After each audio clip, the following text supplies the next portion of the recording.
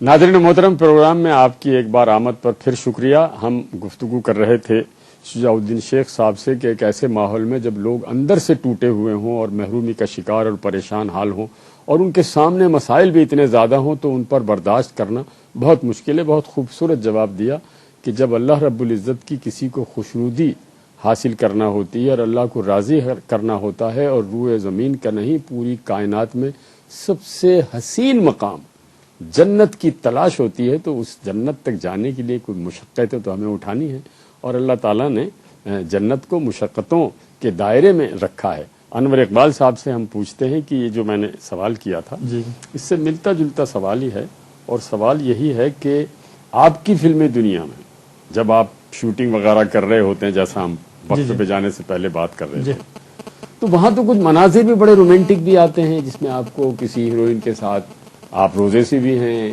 تو ایسے حالات میں رمضان کا احترام کیسے رکھتے ہیں؟ احترام تو رمضان میں ہر صورت میں رکھنا پڑتا ہے، اور جب رمضان نہ بھی ہو تب بھی ہم اس کام کو کرتے وقت ان باتوں کا بہت خیال رکھتے ہیں کہ وہ جو فنکارہ ہمارے ساتھ کام کر رہی ہے اس کے ساتھ جو کچھ ہم سین اس وقت کر رہے ہیں وہ محض ایک کردار ہے، ایک کھیل کا حصہ ہے، اس میں کوئی حقیقت نہیں ہے، اور وہ ہمارے لیے اتنی مقدس اور محترم ہے جتنی ہماری اپنی مائیں بہنیں ہیں۔ واہ واہ واہ۔ تو پہلی بات تو یہ ہوتی ہے۔ دوسرا یہ کہ جب کہ رمضان کا مہینہ ہوتا ہے تو عام طور پر ہم کوشش کرتے ہیں کہ ٹائمنگ ایسے رکھے جائیں جس میں روزے کے بعد روز یعنی یہ چیزیں ان میں کوئی غفلت نہ ہونے پائے۔ نماز کی پابندی ویسے ہوتی ہے، جو نمازی حضرات ہیں، نماز پڑھنے والے فنکار ہیں، وہ اپنی نمازیں پوری کرتے ہیں، ہر نماز میں وہ لوگ پڑھ رہے ہوتے ہیں، ان کے نماز کا احترام کرتے ہوئے اتنی دیر کے لیے موقوف کر دیا جاتا ہے کام، یا وہ کام کیا جاتا ہے جس میں یہ لوگ ملوث نہ ہوں۔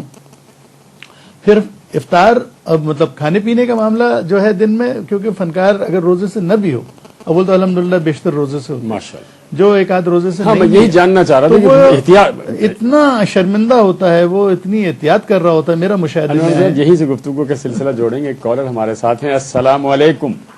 وعلیکم السلام محترم، امتیاز اسکر اور گلستان جوہر سے۔ بہت شکریہ امتیاز صاحب، آپ نے ہمیں کال کیا۔ ہمارے مہمان تشریف رکھتے ہیں، کوئی سوال پوچھیے گا۔ جی، آپ کے معزز مہمان کو بڑے ادب کے ساتھ سلام پیش کرتا ہوں اور دعاؤں کی التماس بھی کرتا ہوں، ہمارے لیے اور سب کے لیے دعا بھی کریں۔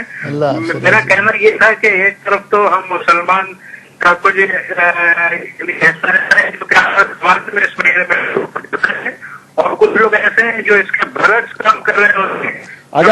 اگر آپ ٹیلی ویژن کی آواز کم کر دیں تو ہم آپ کو بہتر سن سکیں گے۔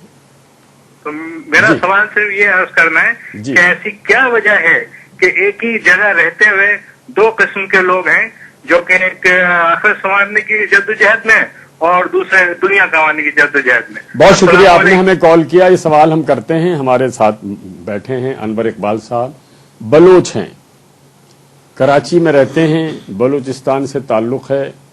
آپ ہمیں بتائیے کہ اس سوال کا جواب آپ کے ذمے کہ ہم برسا برس سے تمام امتیازات سے بالاتر ہو کر سندھی، مہاجر، پنجابی، بلتی، آزاد کشمیر، ہزارہ، ہم سب مل کے کاروبار کرتے ہیں، دوستیاں کرتے ہیں، محبتیں کرتے ہیں۔ کبھی بھی ہم دکان سے سامان لیتے ہوئے نہیں پوچھتے کہ بھئی تم کس زبان کو بولتے ہو، ہم سفری میں نہیں پوچھتے، ملازمت کے دوران نہیں کرتے، اداکاری میں نہیں کرتے، سیاست میں نہیں کرتے۔ یہ کیا ہو جاتا ہے غریبوں کو کہ یہی آپس میں لڑتے ہیں؟ امیر تو ڈیفنس میں رہ کر نہ پنجابی ہے، نہ پٹھان ہے، نہ مہاجر ہے، نہ بلوچ ہے، جتنے بڑے بڑے سردار ہیں پاکستان میں ان سب کی آپس میں رشتہ داریاں ہیں، نہ یہ شیعہ ہیں نہ یہ سنی ہیں۔ یہ جھگیوں میں رہنے والے، کچی بستیوں میں رہنے والے، یہ غریب لوگوں کے دلوں میں یہ احساس کیوں ہے کہ یہ فلاں ہیں یہ فلاں ہیں؟ آپ کے کیا اس میں میرا کہنا یہ ہے کہ ان لوگوں کے دلوں میں ایسی کوئی بات نہیں ہے۔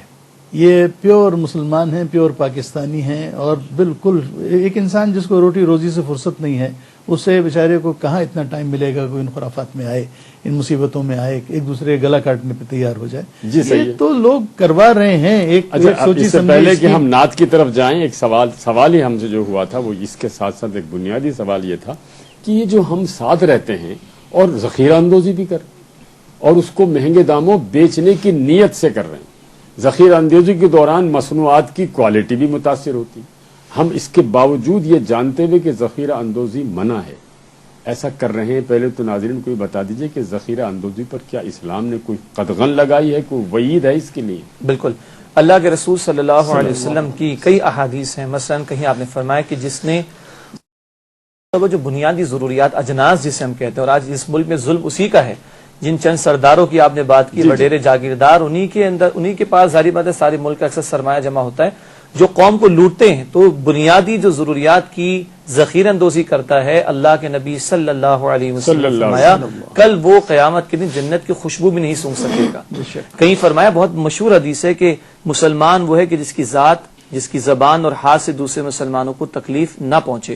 تو یہ سراسر ظلم ہے, اور علماء کے اس پر اتفاق ہے ذخیرہ اندوزی سے حاصل ہونے والی آمدنی وہ حرام ہے. اور یاد رکھنا چاہیے کہ مال حرام سے پلا ہوا جسم جہنم کا تو مستحق ہے, وہ جنت میں نہیں جا سکتا.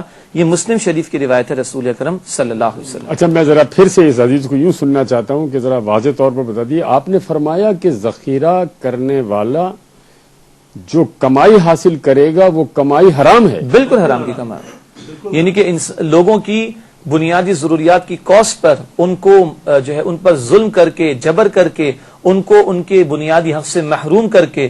آپ کا کیا خیال ہے, ہمارا کیا خیال ہے کہ کسی شجاع الدین شیخ صاحب, آپ نے مجھے سچ بات یہ ہے کہ بہت خوفزدہ کر دیا. حالانکہ میرا تو دور و نزدیک اس سے کوئی تعلق نہیں, لیکن میں سننے والوں سے کہتا ہوں کہ وہ ان تک یہ پیغام ضرور پہنچائیں جو ان کے عزیز و اقربا, ان کے پڑوسی یا واقف کار ہیں اور جان بوجھ کر ذخیرہ اندوزی کر رہے ہیں کہ ذخیرہ اندوزی سے حاصل ہونے والی آمدنی مکمل طور پر اللہ اور اس کے رسول نے حرام قرار دی ہے.